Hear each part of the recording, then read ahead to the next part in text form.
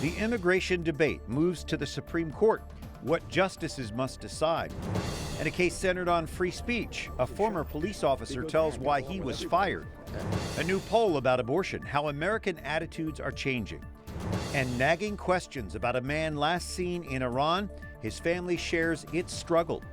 Those stories and more on EWTN News Nightly for Tuesday, January 19th, 2016.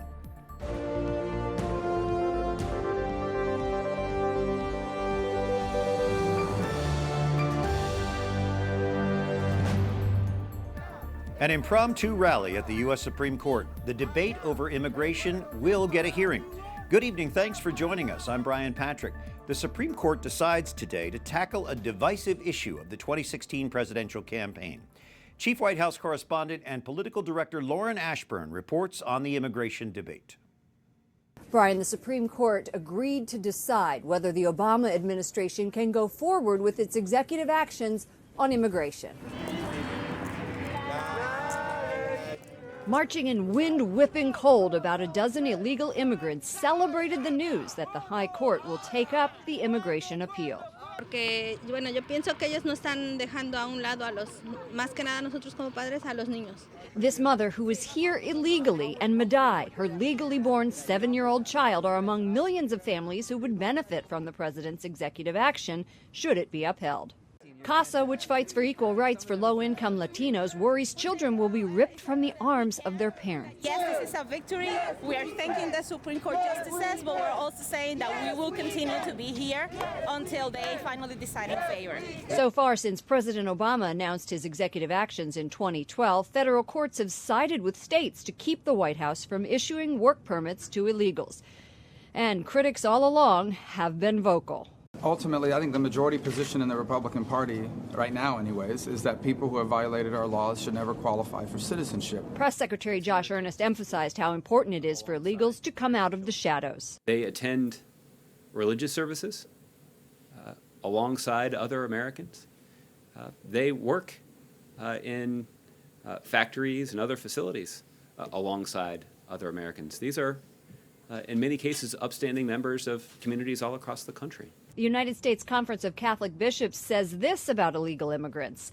Jesus calls upon us to welcome the stranger. For what you do to the least of my brethren, you do unto me. And it follows with, church teaching supports the right sovereign nations have to control their borders. The case will be argued in April and it will be decided in June. That's about 1 month before both parties' conventions. Brian? Lauren Ashburn at the White House, thank you. And the High Court heard arguments today in another key case, this one centered on the First Amendment. Jason Calvi talked with the police officer who filed the lawsuit. Officer Jeffrey Heffernan stands outside the highest court in the land, asking for vindication for what he calls retaliation. It's you're almost third in command of the police department in that position. I had no issues with anyone. And for that to happen literally within hours, I was shocked. I didn't know where to turn. He was demoted from detective after his bedridden mother asked him to pick up a campaign sign for the challenger in the race for mayor. He was off duty that day. The city of Paterson, New Jersey says the transfer was based on political activity, not his views.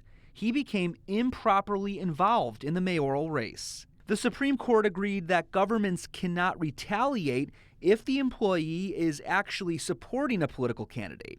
But Heffernan wasn't taking sides, so the justices debated if the First Amendment applies to him. The Beckett Fund for Religious Liberty supports the officer in this complicated case. And they were trying to figure out, what do we call this First Amendment-ish type thing that he was doing? And what our brief argued was, well, this is freedom of assembly. The freedom of assembly protects the right of individuals to come together, to be together in a community, and that protects lots of rights, even like freedom of religion, the right to worship together. Officer Heffernan is now retired. He never returned to the rank of detective. We support the Constitution for a living. That's what we do. And then for them to just turn around and say it doesn't matter for you, really? Inside the courtroom, the justices were heavily divided on this question.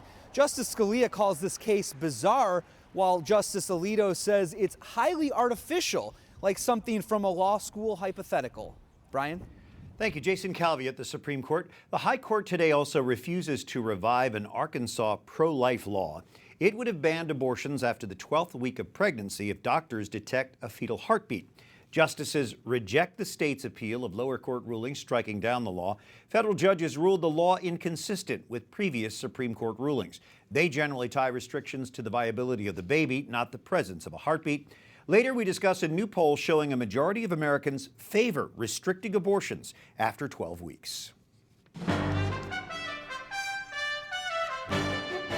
Other stories our EWTN News Nightly team is covering in today's world. The fight against ISIS is one focus as President Obama welcomes his first foreign leader of the new year. This is Australian Prime Minister Malcolm Turnbull's first U.S. visit since he took office last September. Australia has told the U.S. its commitment to fighting ISIS remains unchanged, despite pleas from the United States to contribute more. Australia has 6 jet fighters based in Dubai flying missions in Iraq and Syria. It also has soldiers in non-combat roles in Baghdad. A new UN report says thousands of civilians have died in the past 22 months as Iraqi forces battle ISIS. The report says at least 1,880 civilians were killed between the start of 2014 and this past October. More than 36,000 were wounded during that same period of time. The report documents human rights abuses, including the conscription of some 3,500 people into slavery by ISIS. It also says hundreds of children were abducted from the city of Mosul for religious and military training. An Austrian cardinal says Pope Francis is following the case of a man condemned to die in Texas tomorrow. Richard Masterson was convicted of strangling a female impersonator in Houston 15 years ago. Vienna Cardinal Christoph Schönborn tells reporters he's been in close touch with Masterson and is keeping the Pope updated. National Guard troops help distribute water to families in Flint, Michigan. This after President Obama declares an emergency there. Clinton's water supply is contaminated with lead and the city's mayor sought federal help.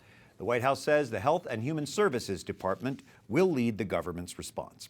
Ben Carson cancels his upcoming campaign stops. This after 4 of his campaign workers were hurt in a car crash. Carson is flying to Omaha to visit the most seriously injured victim in the hospital. The other 3 were treated and released. And Donald Trump picks up a high-profile endorsement. Sarah Palin is supporting the Trump campaign and helping him rally conservatives. Campaigning in Iowa, presidential candidate Marco Rubio publicly defends his Catholic faith. A self-described atheist asked Rubio if he would uphold their right as Americans and not pander to a certain religious group. You don't believe that Judeo-Christian values influenced America, you don't know history. I'm not saying you, I'm just saying in general. This nation was founded on the principle that our rights come from our Creator. If there's no Creator, then where did your rights come from? Rubio, one of several Catholics running for president, says he will defend religious freedom. Well, approaching Friday's 43rd anniversary of Roe v. Wade, a new poll shows a majority of Americans support significant restrictions on abortion. Even those calling themselves pro-choice are among them, as Wyatt Goolsby reports. Abortion in America is often presented as a polarizing issue, pitting pro-life versus pro-choice. But a new Marist poll commissioned by the Knights of Columbus shows it's not that simple. When asked to take a side, 44% of Americans say they are pro-life. 51% say they are pro-choice. But the poll shows 81% of Americans say there should be significant restrictions and safeguards. That includes limiting abortion to within the first 3 months of pregnancy, only in cases of rape, incest, or to save the life of the mother. Aside from whether it should be legal or not, 60% of Americans say abortion is morally wrong. That includes 1/3 of those who call themselves pro-choice. Barbara Carvalho is the director of the Marist poll. She says while abortion may be painted as a war on women, she says the numbers show that's not the case. What we find is that this is not a gender issue. This is really a family issue. We don't really see any differences between men and women on the issue, but in fact we see that there is a consensus and a commonality of opinion on the topic. Carvalho says when it comes to women, more than half agree an abortion ultimately does more harm than good. Patrick Kelly heads up the Knights of Columbus Public Policy Advocacy. He says this poll reveals information pro-life supporters can use in promoting their viewpoint. We saw a consensus that laws can be crafted to protect both the unborn baby and the mother, and really, I mean, I think that's where we need to go in terms of legislation. We need to craft legislation that says to unborn babies and to their pregnant moms that we love them both. A relevant message just days ahead of the annual March for Life. Wyatt Goolsby, EWTN News Nightly. Thank you, Wyatt. Andrew Walther is Vice President of Communications and Strategic Planning for the Knights of Columbus. Andrew, 81% of Americans, including those identifying as pro-choice, say that they are opposed to abortion after the first trimester. Is that a good place to begin dialogue then? I think that's the only place to begin dialogue. I think the fact of the matter is that people have had in their minds for a long time that pro-choice means that someone supports abortion for 9 months of a pregnancy. They have this sort of political idea locked in their head. And the fact of the matter is that 66% of people who say they're pro-choice, 2/3, say that they would limit abortion to at most the first trimester or rape, incest, life of the mother, or not at all. Do most of those poll agree that we can support the mother and the child with legislation? Absolutely. The polling that we did just recently found that 77% of Americans say that laws can protect the mother and her unborn child. That includes 71% of people who identify as pro-choice. So again, even more people obviously who are pro-life say that. But the fact of the matter is, this is not an issue that is as polarizing as we have been told. This is an issue where there's an enormous amount of common ground to really start a conversation. Perhaps it's more politically polarized than it is in society itself. Well, I would certainly say that the rhetoric that you sometimes hear politically is very different from the way the average American who says he's pro-choice thinks. There is no great support for abortion for 9 months. This is a political argument, but this is not the argument that people are having around their kitchen tables.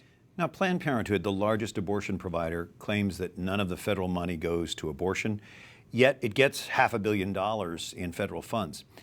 Does the fact that most Americans, a majority of Americans, don't think abortion should be federally funded give any hope of eventually defunding Planned Parenthood? Well, you know, I think what the polling shows is that the American people, far beyond Planned Parenthood, don't want any tax dollars going to fund abortion.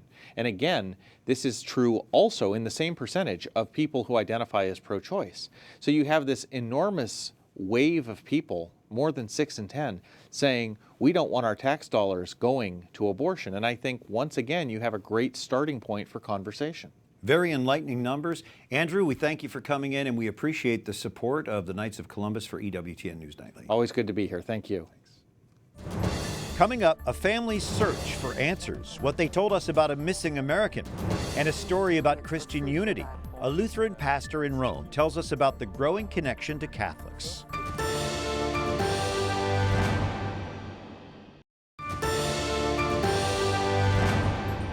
May they all be one, just as, Father, you are in me and I am in you. The words of Jesus from St. John's Gospel for this week of prayer for Christian unity.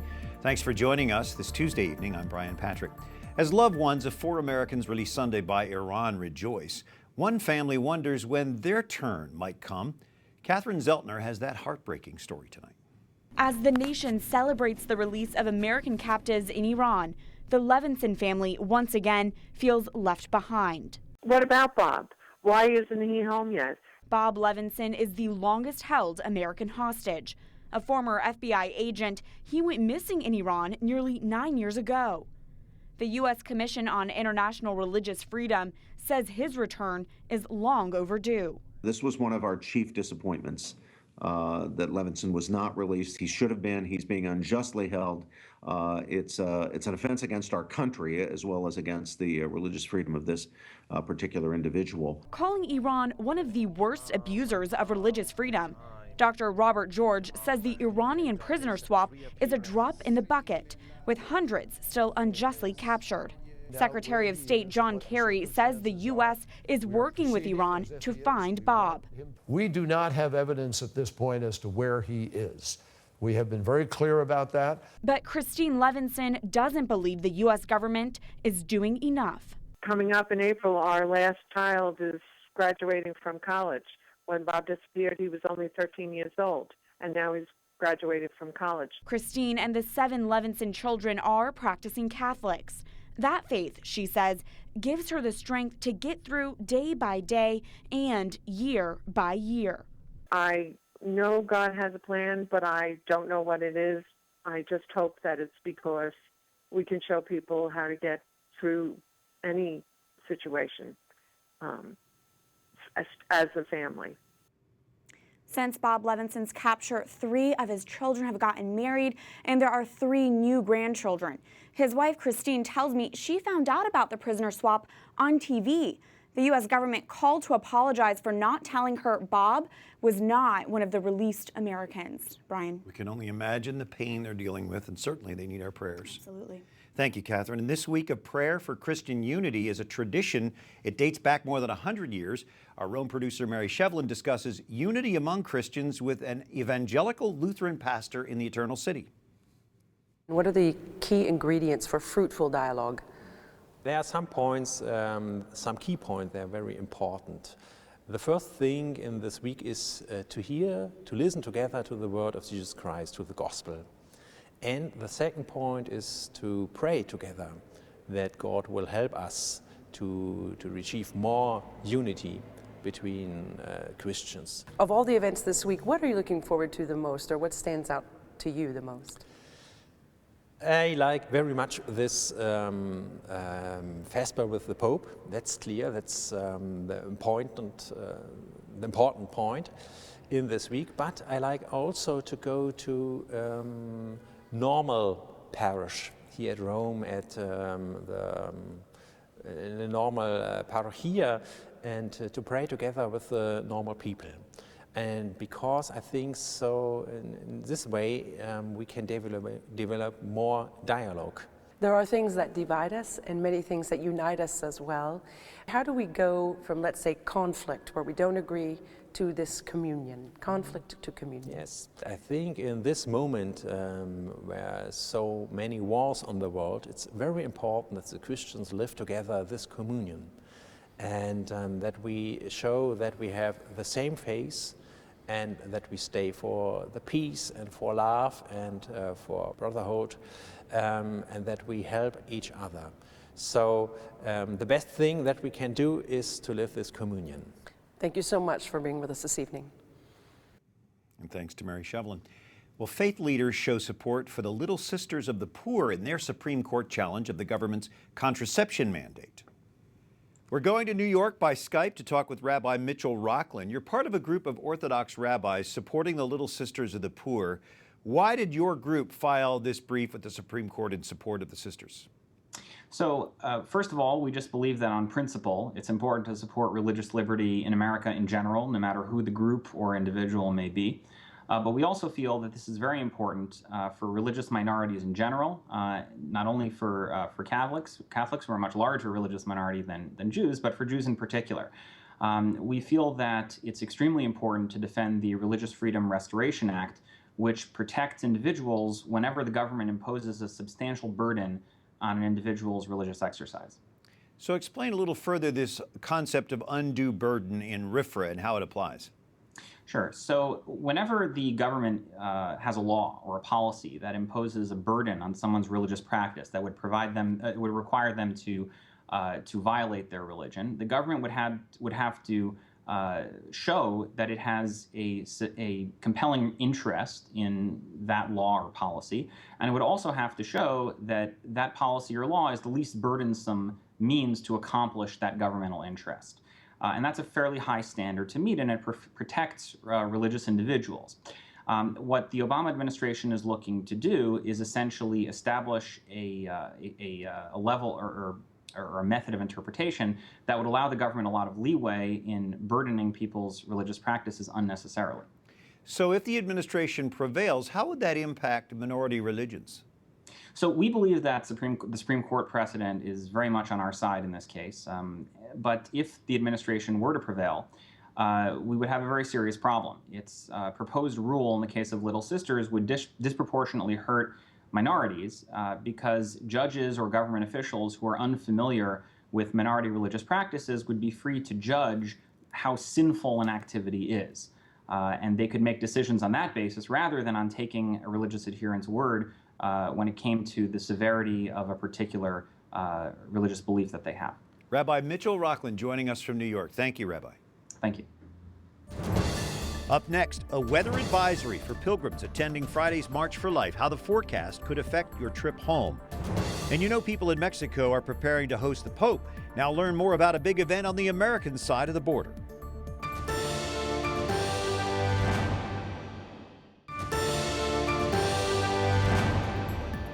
There is no saint without a past, and no sinner without a future. From the Holy Father's homily at Mass this morning, thanks for joining us on this Tuesday evening. I'm Brian Patrick.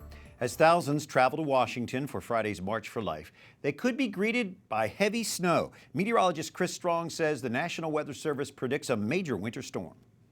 I think for traveling here on Thursday in particular, weather should be just fine. Friday, though, however, I think our situation is going to be degrading as we go through the day, and it's a pretty serious situation, both for travel and just being outside as we get to Friday afternoon and through the night, even into Saturday. It looks like a major storm. What kind of accumulation are you predicting? A little too early for specific numbers, but we are talking about a major storm that would potentially paralyze the city, really shut down transportation, and government offices are certainly in the mix too. And organizers say despite the winter storm prediction, the March for Life will not be canceled. They want to send a strong pro-life message. They want everyone to show up. You can watch live coverage, snow or no snow, of the March for Life right here on EWTN. Well, during his trip to Mexico next month, Pope Francis visits a prison which used to be a center and symbol of gang power. Inmates are now welding a new steel bell tower at the Juarez prison to welcome Francis February 17th. Warring gangs once controlled this prison. It's safe enough now that Francis will be able to enter and speak to prisoners, 250 relatives, and 100 religious workers. The city itself, once widely considered the murder capital of the world, is also a lot safer these days, attracting tourists from the U.S. Elizabeth O'Hara, Director of Communications for the Diocese of El Paso, joining us by Skype. Elizabeth, tell us about the celebration that's planned in conjunction with the Pope's visit to Juarez next month.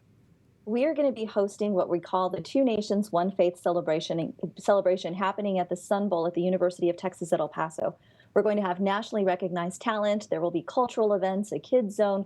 It's going to be a lot more than just a watch party. And one of the big things that we're trying to have is this two-way communication. So we're going to have these jumbotrons there at the Sun Bowl, and we'll be watching the Mass as it's taking place in Juarez. At some point in that Mass, and we believe it'll be near the end, Pope Francis is going to be making a recognition of the people who are here in the United States. And that would be to the people that he sees, we're hoping, he'll be able to see the people who are in the Sun Bowl chanting and cheering and greeting him. So we're really looking at that as a highlight of our celebration. How many people can you accommodate, and how do you get tickets? The Sun Bowl holds about 50,000 people, and we're very much hopeful that we're going to have a sellout. And so the celebration right now is for the tickets is $15 for the general public and $10 for our local parishioners, because they'll have an access code, and the access code for that is the word Francis. Otherwise, people can go through the UTEP box office, and we're encouraging people to do that. Although they don't have the amenity of being able to have the tickets mailed to them. So if, in fact, that's something that you're looking for, you would want to go through Ticketmaster and just recognize that there is an extra fee for that. How are the faith communities there in El Paso and Juarez connected in spite of the border between them? We share a lot of the same celebrations, and we do throughout the year, not just because Pope Francis is coming. And so in the spring, we usually have something called our Border Mass, and that happens in Anapra, Mexico, and Sunland Park, New Mexico, where literally it is a chain link fence and the Mass is happening on both sides. We have novenas. We also celebrate the Virgen de Guadalupe. So we have a lot of tradition and a lot of things that happen. Pope Francis is coming to the border has certainly congealed that.